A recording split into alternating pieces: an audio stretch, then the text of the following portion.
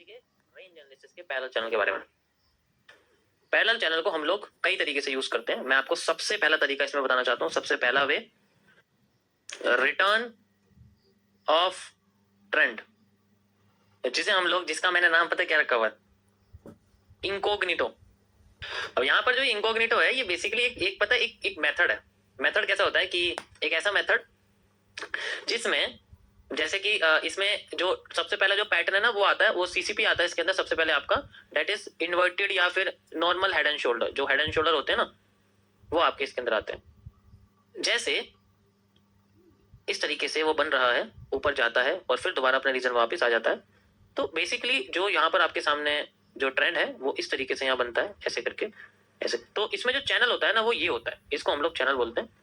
Channel का मतलब होता है कि जब एक मार्केट का जो आउट होता है वो दोबारा इन हो जाए, ठीक है। जो मार्केट का आउट होता है वो मार्केट का दोबारा से इन हो जाए, यानी कि इन और आउट एक जगह पे दोबारा मतलब उस रीजन में वापस घुस जाए। ये यहाँ पर एक जोन है और इस जोन के अंदर मार्केट पहले ब्रेकआउट करती है, ठीक है, और फिर बाद में रिटर्न कर देती है और ये एक बहुत अच्छा खासा ट्रेंड बनाती है। तो इसी को हम लोग बोलते हैं रिटर्न ऑफ ट्रेंड, ठीक है। रिटर्न ऑफ ट्रेंड हम लोग इसको कहते हैं। अब यहां पर जो ये पॉइंट्स होते हैं, ध्यान से समझो मैं पॉइंट्स कैसे कनेक्ट कर रहा हूं। एक तो ये लेफ्ट और राइट शोल्डर और इनके आर्म्स, ये वाला, इनको कनेक्ट किया जाता है इसमें, इस तरीके से कनेक्ट किया जाता है। और फिर इसके अंदर जोन जो निकलता है, ये हमारा सारा का सारा जोन एक पैरेलल कॉम्बिनेशन क्रिएट करता है और इस जोन के बाहर ही हमेशा एंट्रीज की जाती है। सबसे पहले एंट्री एक रिवर्सल ट्रेडर के लिए ये होती है।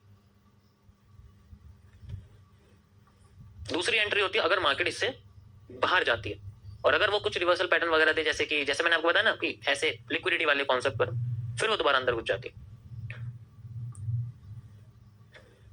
ये तब है जब पैरेलल चैनल 0 डिग्री पे होगा, ठीक है। जब पैरेलल चैनल 0 डिग्री पे हो तो एक हेड एंड शोल्डर भी पैरेलल चैनल के अंदर होता है। अब यहाँ पर अगर मैं इन्वर्टेड बोल दूंगा तो ये नीचे की साइड हो जाएगा, इस तरीके से हो जाएगा, ठीक है। उससे कोई फर्क नहीं पड़ेगा, तब एक मूव यहाँ निकलेगा, चैनल सेम रहता है। ये एक सिंपल सा कॉन्सेप्ट है पैरेलल चैनल को समझने का।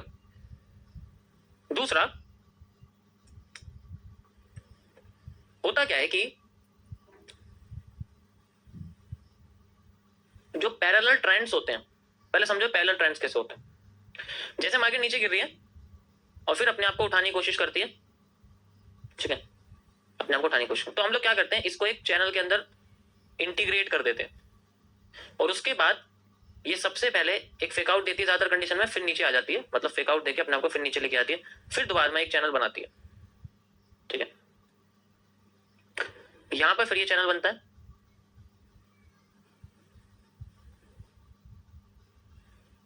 इस चैनल में और इस चैनल में बस एक ही चीज है जिसको नोटिस किया जाता है।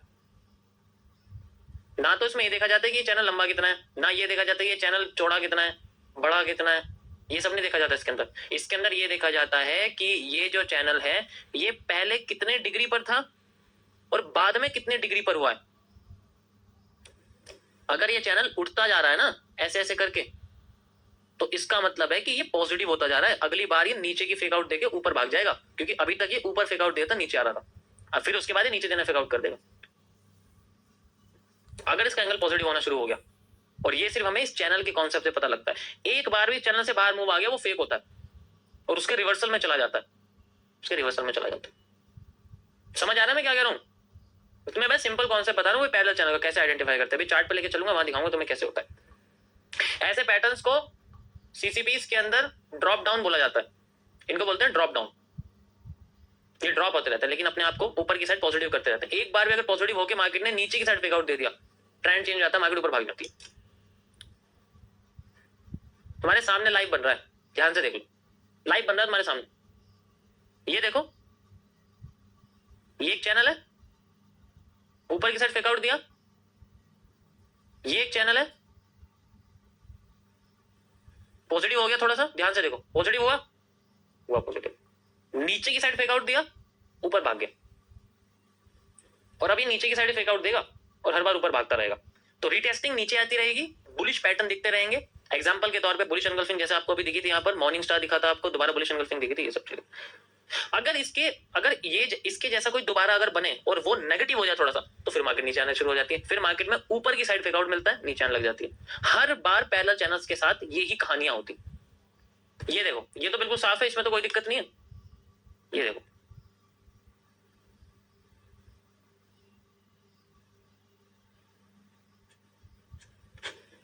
अब ये ऊपर की बजाय नीचे की साइड फेकआउट देना शुरू कर रहा है। देखो, अब इसके सारे फेकआउट नीचे आ रहे हैं। देखो, ध्यान से देखो, सारे फेकआउट इसके नीचे दिखेंगे अब आपको। ये देखो, सारे फेकआउट नीचे दिखेंगे। इससे पैरेलल चैनल से हमें फेकआउट्स के बारे में बहुत अच्छी नॉलेज मिलती है, लेकिन उसके लिए आपको समझना पड़ेगा फेकआउट किस टाइम ऊपर की साइड आएगा, कुछ टाइम नीचे की साइड आएगा। उसके लिए इसका एंगल्स को जानना बहुत जरूरी है। एक बार भी इसका एंगल अगर थोड़ा बहुत तिरछा टेढ़ा मेढ़ा हो गया, तो इसके फेकआउट आने की जो प्रोबेबिलिटी वो ऊपर की बजाय नीचे हो जाती है, नीचे की बजाय ऊपर हो जाती है। तो ऐसे हमें तब पता लगेगा, वरना तो फिर कंफ्यूजन ही रहेगी। मैं भी तुम्हें पूरा बिल्कुल जो है क्लियर एनालिसिस करके दिखाऊंगा इसका किस तरीके से होता है, कैसे हम लोग उसको समझते हैं। ये देखो, ये ड्रॉप डाउन का सबसे बेस्ट तुम्हारे सामने एग्जांपल है। ये देखो, यहाँ तुम देखो इसको, ठीक है। ये देखो, ये एक छोटा सा चैनल है, ठीक है। ये बड़ा हो गया और पॉजिटिव हो गया, ठीक है, और बड़ा हो गया और पॉजिटिव हो गया, पॉजिटिव होता जा रहा है। और अब सीधे डाउन, और बड़ा देखना चाहो और बड़ा देख लो, इसको पूरे को बड़ा कर लो, फिर ऐसे करके कर लो, और सिंपल तरीके समझ में आ जाएगा तुम्हें। और इसको बड़ा कर लो ऐसे, इसके हिसाब से तो फेक आउट है नीचे, बेशक वैसा। तो जैसे जैसे वो मार्केट में नीचे आता रहता है, वो अपने आप को नीचे की साइड फेक आउट देना शुरू कर देता है। ये था आपके सामने रिटर्न ऑफ ट्रेंड का कॉन्सेप्ट, कि वो दोबारा अपने रीजन में वापस घुसती है। इस कंडीशन में आपको सिर्फ और सिर्फ ब्रेकआउट के बाद फेक आउट देखने को मिलेगा, ऐसे करके, ऐसे एंड देन ऐसे। तो ये जो हिस्सा है, ये यही है जो मैंने आपको भी समझाया, इन्वर्टेड हेड एंड शोल्डर, ये हेड एंड शोल्डर का कॉन्सेप्ट, ये यही होता है। जो फेकआउट के बाद जो पैटर्न बनता है, वो बेसिकली यही नमूने बनते हैं वहां जाके, ये छोटा सा हिस्सा ही वहां बन जाता है हर बार। अब अगर ऐसे आ रही है मार्केट, ठीक है, नीचे की साइड फेकआउट दे रही तो ऊपर जाएगी, तो फिर इस तरीके से। तो यहाँ जो ये 3 पैटर्न्स बनते हैं, वो बेसिकली ये ही है, समझ रहे हो। तो पूरे चैनल को कनेक्ट करने के लिए ये 4 पॉइंट कनेक्ट करने पड़ते हैं हमें। ऑटोमेटिकली आगे और पीछे दोनों का चैनल अपने आप कनेक्ट हो जाते हैं। ट्राई करके देखना, तुम पता लग जाएगा तुम्हें। मैं हर बार कनेक्ट नहीं करके दिखा सकता, मैंने नोटिस करी चीज, इसलिए मैं तुम्हें बता रहा हूँ। ये स्टार्टिंग में मैंने इसलिए बताया था, मैं जो भी तुम्हें एक्सप्लेन कर रहा हूँ स्टार्टिंग में पहले ही कर देता हूँ, ताकि बाद में चीजें कनेक्ट हो जाए। एक और इसके मैं आपको बताता हूँ, पहला चैनल का दूसरा। अब समझो, ये है थोड़ा सा कॉम्प्लेक्स है। इसे समझने के लिए आपको थोड़ा सा ना मार्केट में स्विंग्स के बारे में समझना पड़ेगा। पैरेलल वेनेशंस, देखो ये जैसे पत्तियों में होता है ना, उसका नाम है, तुम्हें याद हो जाएगा। ये पत्तियों के अंदर वेनेशंस होती है ना, रेटिकुलेट और पैरेलल वेनेशन। रेटिकुलेट तो टेढ़ी मेढ़ी होती है, जैसे नीम के पत्ते के अंदर लाइंस होती है, टेढ़ी मेढ़ी होती है। सॉरी, पीपल के पत्ते के अंदर लाइन टेढ़ी मेढ़ी होती है, नीम के पत्ते के अंदर सीधी सीधी होती है। तो ये पैरेलल वेनेशन वाला कॉन्सेप्ट है। कैसे काम करता है, देखो जैसे एक नीम का पत्ता होता है ना, कि अगर वो इस तरीके से है तो आगे वाली भी इस तरीके से होती है लाइन, है ना। और अगर कोई पत्ता है जिसकी स्ट्रेट है तो आगे वाली भी स्ट्रेट होती है। इसी तरीके से हमारे इसमें भी काम होता है। कैसे होता है, ध्यान से समझना। जैसे मान के चलो, अगर कोई, ठीक है, अगर हमारे सामने मूव ऐसा आया है और मार्केट नीचे गिर जाती है, तो अगर मूव इसका इस तरीके से आ रहा है फिर नीचे आ रहा है, तो हमें ऑटोमेटिकली ये वाला जो एंगल्ड चैनल था, हम लोग इसको यूज करेंगे, इसी तरीके से इसको उठा के लाएंगे और हमें इस तरीके से यहाँ चैनल देखने को।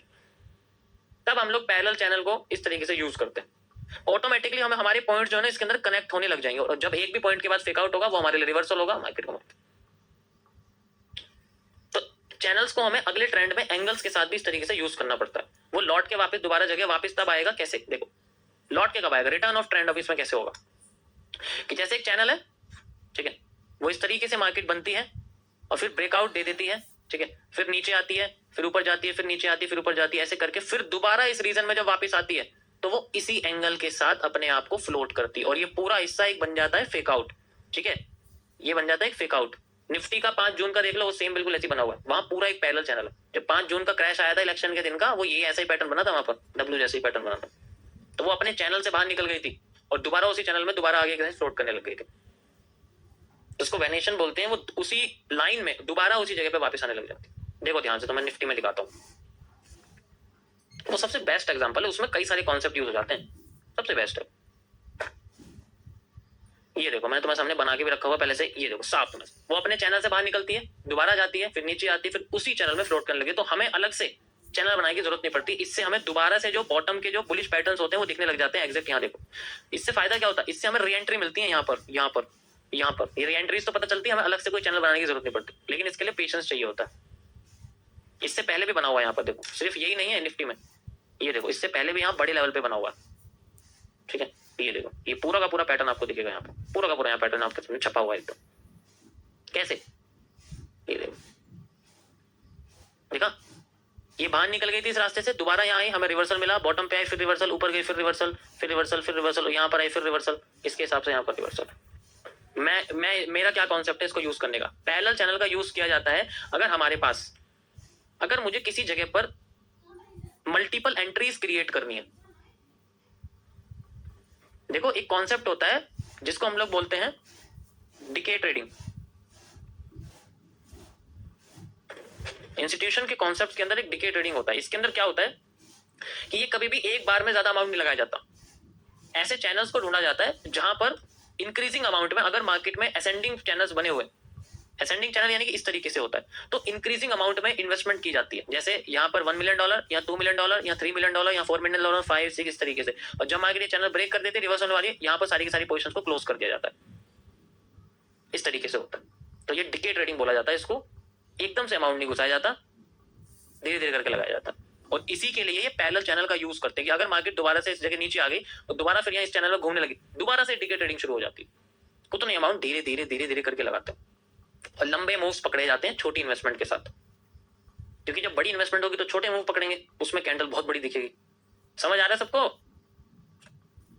तो ये था गाइस आज का आपका चैनल का कॉन्सेप्ट। ज्यादा बड़ा नहीं है, बस सिंपल सा आपका जो है ये सब होता है। ठीक है।